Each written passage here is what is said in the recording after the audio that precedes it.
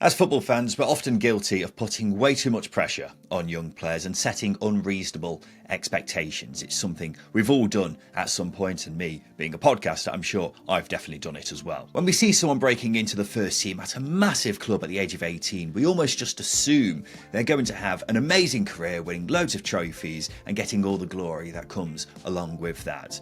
When in actual fact, it's a lot easier said than done. Because the flip side of that is when you have these massive expectations put on you and your career doesn't quite pan out as you would have hoped, it can have a devastating impact. The person we're talking about today has admitted this was the case with him. We're looking at a player here who is being tipped for big things, once cost £15 million, yet had fallen out of love with football at the age of just 24. Ladies and gentlemen, today I'm going to take you through the career of Jordon Ibe.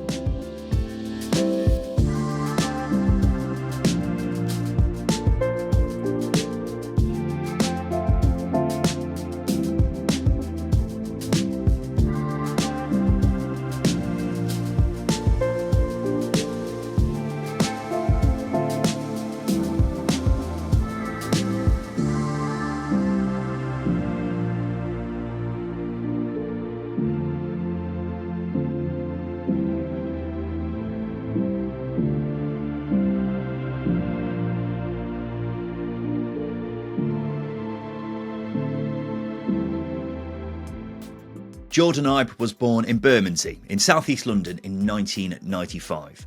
At just 7 years old, he was signed to Charlton Athletics Academy, but was released at the age of 11. Soon after, he moved to Wycombe Wanderers. It wasn't all plain sailing for Ibe growing up though. At the age of 12, he witnessed his friend David Adowu getting fatally stabbed while playing football on a park, and has spoken about hiding in bushes when he was a youngster to avoid running into the wrong people. Despite that, Ibe was one of the most promising young players in the country. In the summer of 2011, aged just 15, he was attracting interest from the likes of Manchester United and Liverpool. In August of that year, he made his competitive debut for Wycombe in the League Cup.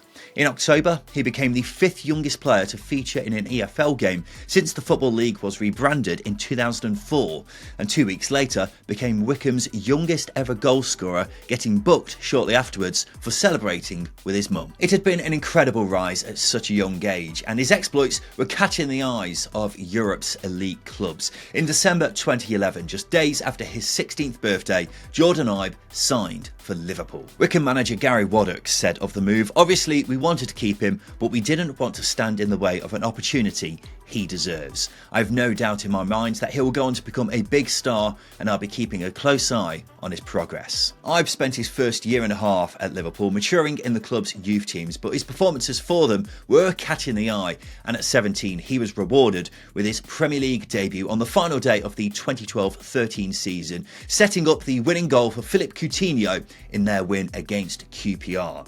He became the 4th youngest player to ever play for Liverpool in the Premier League. With him still being so young, Liverpool didn't want to rush his development, but the excitement around Ibe was palpable, and he was getting regular comparisons to his Liverpool teammate at the time, Raheem Sterling. Not long after his 18th birthday, Ibe went on loan to Birmingham City in the Championship, where he was a success. He scored a great goal from outside the box against Millwall and played a role in the build-up to the goal which saw Birmingham stay up on the last day of the season. For the 2014-15 season, Ibe went on loan to promotion-chasing Derby County, where he really stood out. In 20 Championship appearances, he scored 5 goals, all while still only being 18. His form was so good that Liverpool recalled him in January of 2015. On his first Premier League start back, he was named man of the match in the Merseyside derby against Everton and featured regularly for the rest of the campaign. He was rewarded at the end of the season with a new 5-year contract. Heading into the 2015-16 season, expectations were high for Ibe, not just because he had broken into the Liverpool first team, but also because Raheem Sterling had just left for Manchester City, so the hope was, despite him only being 19, that he would be able to fill that gap. Liverpool legend John Aldridge certainly thought he would. He said at the time, "I've been watching Jordon play since he was 15. He's a terrific player and has bags of potential.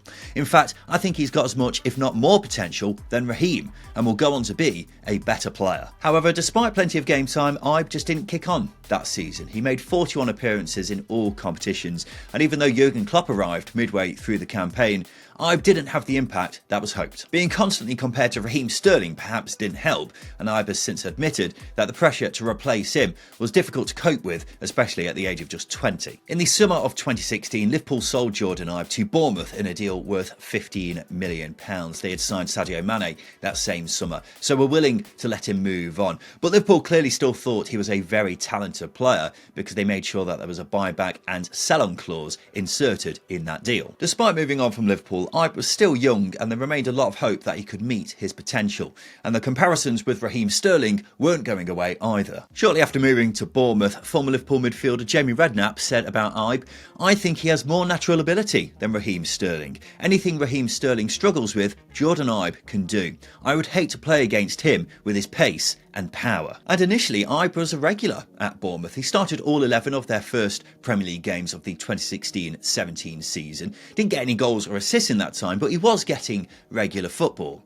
But then things started to go wrong. In November 2016, at the age of just 20, Ibe was the victim of an armed robbery in London, where his car was hit and he was held at gunpoint, having his watch stolen.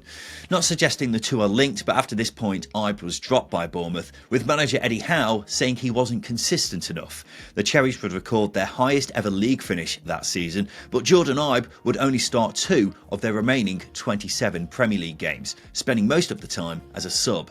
Ibe admitted the campaign was a major disappointment, saying, "I don't know why it's happened. I don't know if it's my age, maybe my head wasn't in the right place. I don't really have an answer for that. I just know it wasn't as good as it should have been.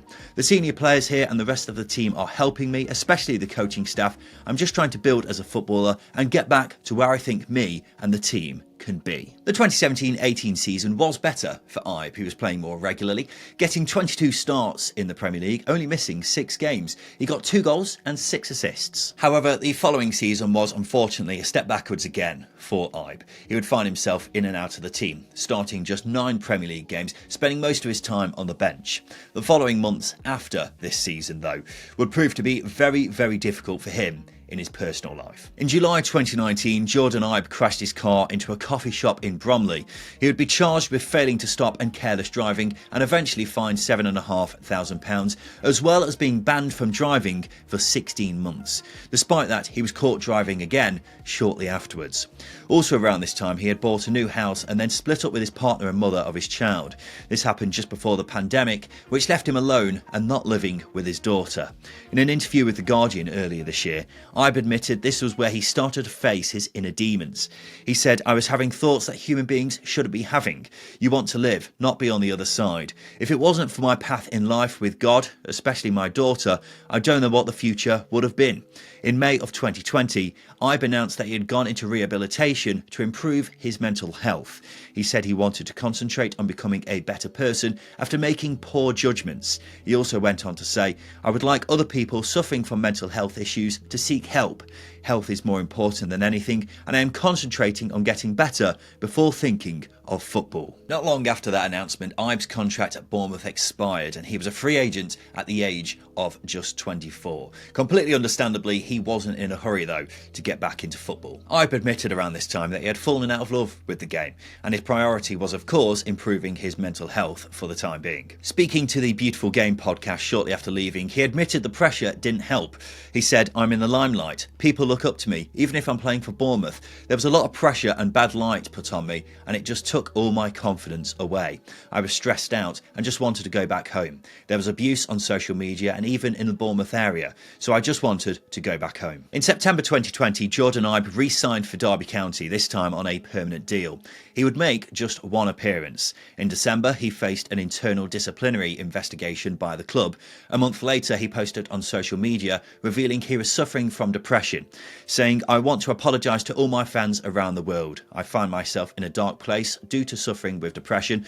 It's no scheme for the media or to have my name in your mouths. I just find things hard, truly.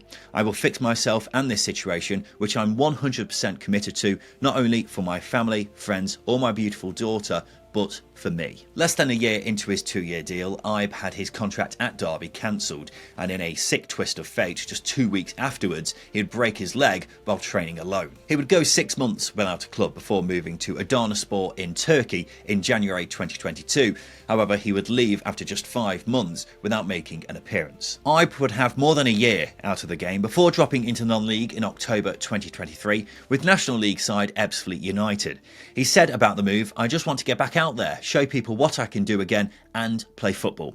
I've worked hard to be in a position where I'm able to focus on football and believe in myself and my ability to contribute on the pitch. Being back out there is where I love to be and where I'm most happy, but I needed to be healthy and prepared to give myself that chance." Unfortunately, this move didn't work out for Ibe either. He would play just 4 minutes before leaving at the end of the season.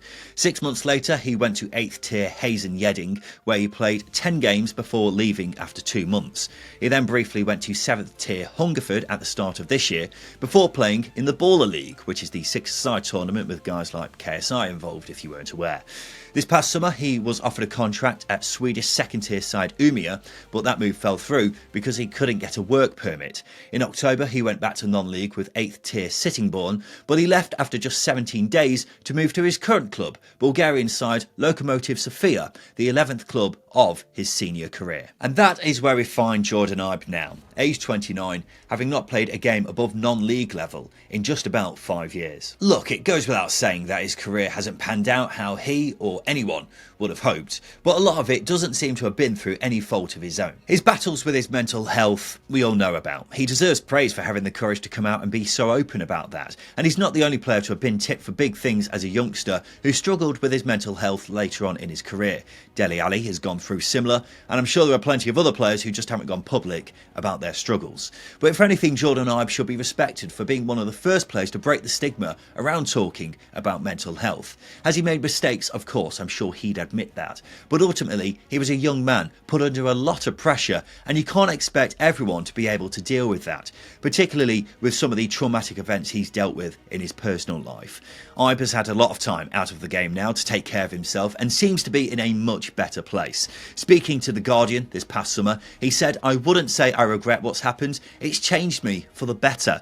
Football is not the main accomplishment in my life. I have a deeper purpose, being a dad, being a great human being, being a brother, being a son. More meaningful stuff in life." So there we have it. This has been the story of Jordon Ibe. What do you think? Let me know in the comments section below. But it would also be great to get a lot of love for Jordon in the comments section below and reminisce about how good a player he was when he was a youngster, particularly if he played for your club. So let's make sure the comment section is filled up with all of that. If you've enjoyed the video, please make sure you like and subscribe for more content like this. And if you're a particularly big fan of what we do here at the Second Tier, then please make sure you consider joining our new YouTube membership community, where for just £4.99 a month you get access to the Second Tier Discord and an exclusive bonus video every single week. All you need to do is hit the join icon right next to the subscribe button. I've been Ryan Dilks from the Second Tier, and a big thank you for watching.